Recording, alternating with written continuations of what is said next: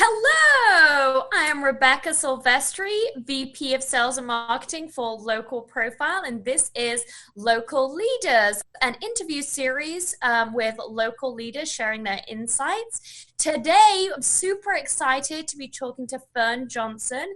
She's the Senior Director of Information Security with Pepsico. Hey, Fern! What's going on? How are you? Good to see you. Good to be seen. But via a computer, so we're all safe. Yes, So good we to are see you safe and too. sound. We are social distancing from a very, very long ways away. Oh yeah. Oh yeah. Plano to Frisco. Woohoo! Yes. Awesome, Fern. So today we're going to be chatting with Fern about making an impact, and that's through your career, the community, and a journey to racial equality, which I know something is Fern is very passionate about. So Fern, you've had a pretty impressive career with PepsiCo, 28 years so far. Tell us about your journey. Yeah, so thanks so much for having me, Rebecca. It's an honor and a pleasure to speak to the local profile series here. I've been at PepsiCo for 28 years. I call it the early adopter program because I started when I was about 3 years old. So that 28 years just went really rapidly quick. But actually, I started in the 90s at Pepsi. It actually was called Pepsi Cola Company, and I started my career in New York. And it was the headquarters for the cola part of our business. But here's the interesting part. I don't have a STEM education. I don't have, that kind of cadre of education. I actually learned all of IT through my dad. So my dad back in the day was when it was called telecom. And so my father, Tom Johnson, very proud to be his daughter, was an executive working for companies like DEC and Digital and Wang and who am I forgetting? NCR and Fiserv. So back in when I was growing up, we moved from the Bronx, New York to Connecticut. And in the basement, we had all these computers. And I just learned the different technology from the original Wang Apple box computer to just having hard drives in the basement. And so this kind of became my playing ground. So when I got to college, I actually thought I was going to be a broadcaster. And I ended up with a literature and communications degree from Pace University. From there, I decided I was going to do music in the PR industry. That's where I actually started my career. So it's really kind of funny how I landed at PepsiCo. I came to PepsiCo about 6 months after graduating university. And within a year, I was in an IT discipline. And from there, my career just took off in really different areas of IT from application side, from data center consolidation side, from doing Y2K work, from doing program management work, SAP work. And so what's really been great is PepsiCo has afforded me the opportunity to learn different disciplines and get really super creative, critical experiences to help me mature as an IT practitioner, but then as an executive. So I've been in management now probably, 15 years, 15, 17 years. And that's been a wonderful opportunity for me to really think about how can I build leaders? How can I do startup initiatives within PepsiCo? And then really the piece that I have enjoyed the most over the past, I'd say 7 years or so now is going global. So the thing about, for me and my staying power at PepsiCo is they're a large organization, but there's so many different careers, there's so many different organizations within the organization that help you connect and help you grow as a leader and as a professional. So since like I want to say 7 years, I've gone global and I started working with global procurement. And that is where we buy our actual products and help make our products. So the ingredients to make our products, our services to help run our business. And that global initiative just opened up my eyes to how to work not just from a US perspective, but what does it mean to understand, dollar devaluation in Latin America? What does it mean to have to work with different languages and cultures? So it's been very, very rewarding. Thank you, PepsiCo. I'm blessed beyond measure for all of the experiences, but it's 28 and hopefully it'll be, a few more. That's Awesome, Fern. So first of all, you're a woman in management, very, very accomplished. And secondly, you're also in IT, which everyone knows is right, or it used to be very male dominated. So what advice do you have for fellow women who are looking to advance and really make an impact in their career? That's a good question. The numbers are still low from an IT perspective of women in IT. So we still have work to do there around attracting women into IT, but then also growing them into leadership opportunities. So, here I have a couple of golden nuggets, I'll call them, that I'll share that I think that as I mentor young women, and I do a lot of mentoring to our youth, that I try to instill upon them. And one is, find your passion early. And if your passion is building applications, if your passion is, project managing, or if your passion is serving in the community, find whatever that passion is early, then lean into it. And the more you lean into it, the greater yourself will be in the work that you do for any organization. So that's one. The second is, and I kind of feeds off of the last comment I just had, is go global. So I tell every person I mentor, learn a second language, live outside the United States of America, learn how to do business outside of the United States of America. That's kind of critical, especially in this global landscape that we are working with right now. So find your passion, go global, firm believer in mentors, coaches, and sponsors. And all three of those play very different roles. I mentor, I've had people sponsor me, I've coached people through certain situations. So I would really offer and suggest to build and invest in those relationships before you need them. So they are really authentic and you have a real connection and a real meaningful connection. So when a hardship comes up, you know exactly who to touch and to reach out to. I have that network. Some of the folks in my network there, Yep. and they are really just instrumental in helping me work through and navigate waters that I don't know, see what I can't see. So I believe in that one. And then the last piece I'll offer to women is take the role nobody wants. I'm mentoring a young lady at Pepsi, and she's Indian, and she is very quiet and very shy. And I'm energetic, and I'm trying to break her out of her shell. And I keep telling her to take the roles that no one else wants because she can show her resiliency. She can show how she can step up and deliver in very different ways. So it's been very rewarding. Well, I know something that while you're very, very passionate about supporting other women and helping lift other women up, something else I know you're very passionate about is supporting the community. And that is something you've done throughout your career. And I know it's something you're doing right now. So can you tell me a little bit about that? Yeah, I'd be happy to. So, I've been here in now the Dallas area for 15 years. I moved here from New York with PepsiCo. I never thought I'd be here for 15 years, but it's been a blessing.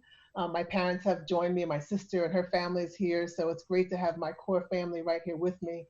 But I really think it's important to have a perspective in and really engage with your community.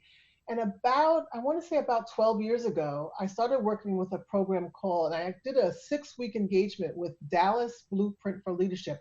I'm not sure if that program exists anymore, but it was intentional about teaching people of color how to work on nonprofit boards. And so I did that for 6 weeks. And as a result of it, they placed me on a board. That my first board was called Girls in Motion. I then went into work with WINGS, which is Women in Need of Generous Services, which was formerly YWCA. And then from there, I've worked on several boards. So I have about 10 years of board service. So one of the ways I give back to the community is to serve on boards that serve the community. So each one of these either works with children, big brothers, big sisters, women in need of generous support. And then I have one board that's really special to my heart, and that's called ITSMF. It's an executive organization that's national, so it's not just a Dallas, it's a national organization, but it sponsors and supports the development of Blacks in technology. So this is a way I can give back and help, those who are coming up, as well as, I've had leaders. I had the CIO of P&G mentor and sponsor me. So it's bi-directional. I'm actually helping the organization grow and mature, also mentoring and sponsoring other up and coming executives. as well as myself being mentored and sponsored as I look to progress in my career. So community service is huge. The other piece that's been really critical and I've enjoyed, and this is with my partnership with PepsiCo, is 10 years ago, I had the wonderful, wonderful opportunity to kick off a program called PepsiCo Feeds America. I partnered with about 5 other PepsiCo executives, and we said, what can we do in the community that would have a real meaningful impact? Hunger knows no color lines, and we partnered with Feeding America, which is the nation's largest hunger relief organization based out of Chicago. And in this program, we actually said, okay, we want to have footprints in various communities. So we've now established that program 10 years. We've served 55 communities across the nation. And in the 10 years, we've provided 18 million meals into households. That, for me, is huge. So I'm so happy and blessed that we could do that. We could use the power of PepsiCo. We could use the power of our resources and our hands to do something really meaningful in the community. So I've got the tech side, we've got the community people side, the hunger side, and there's so much more to do. So Right? hopefully I'm in the start of my journey. That's amazing. So 10 million meals, that's incredible. But I No, know 18 million, 18 million, girl. 18 million. Oh my 18 God, that's nearly million double. in 10 years. Wow. Yeah, that's awesome. That is incredible. It's mind blowing. It's teamwork, and it takes the 2,500 associates we've been able to get engaged year after year after year, between 2,000 and 2,500, to help make that a reality. And a great partner in Feeding America, and a great partner with our diversity team and the foundation. Right? So I heard that recently PepsiCo made an announcement investing 400 million in Black communities. Tell me about that, Fern. Yeah, so this, I guess it was about 2 weeks ago, it made this wonderful, phenomenal announcement about us reinvesting in the Black community across the United States. And it was an honor and a privilege. I actually was tapped to help the task force that was led by our CEO, Ramon LaGuarta, to say, hey, what can we do that's really meaningful to really change the cycle of economic wealth and development in our Black communities? And so we partnered together. We had a combination of marketeers, sales leaders, frontline business leaders, to say, what could we do that would drive sustainable meaning change in our community? So 450 million, or 400 to 450 million into our Black communities over the next 5 years. We're going to do it across 3 pillars. So the first one is around people development. The second one is around community development. And the third one is around business development.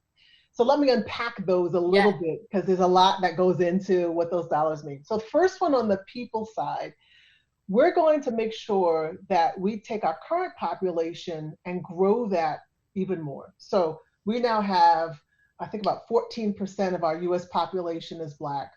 We want to make sure out of that population, at least 30% are managers or senior managers. So we're going to invest in 250 roles that go to the manager level, and then 100 of those to the executive ranks. So that's pretty sizable. So it's about not only bringing in new talent, but then taking that talent and growing them up the pipeline. So that's one. We're also going to double down our efforts in how we recruit at our historically Black colleges and universities. Right. So we have a few schools that we engage with, but we're really going to go deep in this area to ensure that we are getting the most engagement and we're getting the most outcome in folks who intern with us, that we hire, that we grow and we build within our organization. While we do that, we have a core set of schools. Every major organization has a core set of schools. We're going to make sure we're showing up very differently, and we recruit from those core schools across the board. And then the last piece of the agenda on the Pupils Pillar is education, internships, and apprenticeships. And this is where we really want to make sure people who are in 2-year schools, we work with them to get to 4-year programs. And then if you're going through certificates and getting education through kind of a trade program, we want to make sure that we fuel more dollars. Right now, I think we support about 12 scholarships. We're going to amplify that to 400 scholarships over the next 5 years. So our Wow. people development is huge. We'll have tangible metrics and targets that we will go after to ensure we're accountable and we're meeting to our commitment. So Right. let's switch over to the business development side. So we have a couple of planks here, and this is actually where the lion's share of the dollars are going to go for PepsiCo. So if you think about how we spend our money with our partners, we spend right now about, on a supplier base, about $80 million annually with Black-owned suppliers. We're going to grow that to $200 million a year for the next 5 years. So that's like a $350 million incremental spend. That's awesome. Wow. We're also going to look at when we create our marketing creative content, making sure we have Black talent that's helping to shape and define that, making sure that we have our agencies that have the right diverse representation of the teams they bring forth to work with us, creating a new policy like we did in our legal services side to ensure, hey, if you're going to work with us, we want to see your diverse talent pool, not just on PepsiCo, but for your entire organization. So we're going to kind of have that stance as we move forward with our creative. And then on the small business front, we're going to invest $50 million over the next 5 years into Black-owned businesses. So we really want to make sure that we are uplifting communities in like I said, meaningful ways, putting our dollars there, helping these organizations build, develop, and grow over the next 5 years. And you know what? This is just a start. I know this is work that we will see like build into the fabric of how we operate at PepsiCo. But let me take you through that last pillar before we kind of wrap up, this initiative that we have going for us. And that's around the community. And this is a big piece because, our community that we serve are our stakeholders, our shareholders, they're our consumers. And so it's really represents all of us. And so we have a few programs that we're going to do there. One, we're going to replicate a program called Southern Dallas Thrives that we started here, I want to say about a year and a half ago. We partner with the United Way and our PepsiCo Foundation to put $1 million into the South Oak Cliff, Dallas community. We're going to lift and shift that same program and do that in Chicago. So how can we partner with, and I'm not sure if it's United Way or another organization, to really uplift the entire community, and then it will continue to grow from there. We have another program called, I think it's called Community Impact Team, and we're going to invest $6.5 million to address systemic issues over the next 5 years in one community. So again, really targeting our efforts into communities that have the need. And then we have a restaurateur program where we're going to work with Black-owned restaurants and make sure that they are thriving and educated and have the resources they need to amplify their businesses in that local community.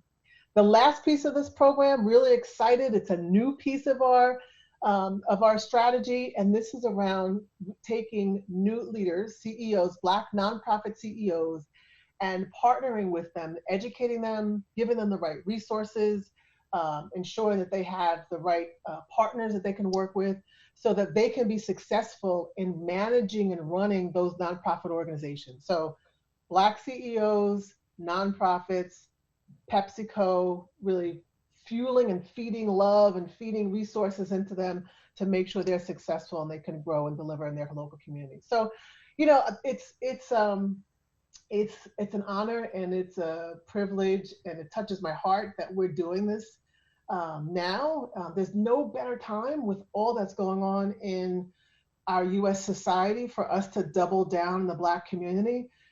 We call this a racial equality strategy because it starts here, but it doesn't stop here. We have to, while we're specifically targeting what's Black about it, right? Because we have things to change in the cycle of building economic wealth, education, nutrition, but there are other cohort groups that we will also need to touch, and we'll continue to evaluate that and determine how do we infuse that into our racial equality strategy as we move forward. But proud moment. I know that all of the African American and Black associates at PepsiCo are super stoked to kind of get engaged with this. I happen to co-lead actually, the ERG, which is an employee resource group called Mosaic. And I do that with my partner, Brandy Ray, who's a senior director on the marketing side for Frito-Lay. And gosh, we're just touched and thrilled that we can be in the middle of making this a reality across our organization. So proud moments. It's very, very, very exciting. Yeah. So where do you think, what kind of impact do you foresee this kind of a project having? Like, what do you see in the future, especially for the Black communities? So for one, in our internal community, we're looking to see greater representation in our management ranks across all lines of business. It's huge to have good leaders on the sales and marketing front. We need to have strong leaders on the IT, strong leaders on the finance front as well. So internally, I want to make sure that we have the right culture within PepsiCo that supports everyone. We have equality across the board, we have equity across the board, and we have fair representation. So that's the kind of the internal piece. We've had a long standing relationship with our community, working with the NAACP, with the NUL, National Urban League, and we want to continue to mature those because we know that while we have a broad reach within the community, they have an even greater reach. So it's about uplifting our Black communities, not for the moment, but for the movement, for a journey, sustainable, so that 10 years from now, we're all elevated up. 20 years from now, even greater, even higher heights. So I'm hoping, and PepsiCo's not the only organization that's leaning in to do this. Of course, I think we're the best, but others are going to come together. But it's the power of that collective that's going to really drive a real change within our Black communities over the next few years. Well, it sounds incredible. And thank you, Fern, for joining us today. We Thank so you. appreciate spending time with you. Thank you for having me. It's an honor and a truly, truly pleasure to be here with you. So thanks, Rebecca. Well, thank you. And thank you everyone for watching. This was Local Leaders, an interview series with local leaders. We'll be back next week at 11:30 here on Facebook Live. We'll be joined by Jennifer Scott. She's with Hire Effect, and she's going to be letting us know the do's and don'ts of hiring and interviewing people during a pandemic, because obviously a lot of it is on video and Zoom. It makes it a little bit tricky. I look forward to seeing you next week. Bye-bye.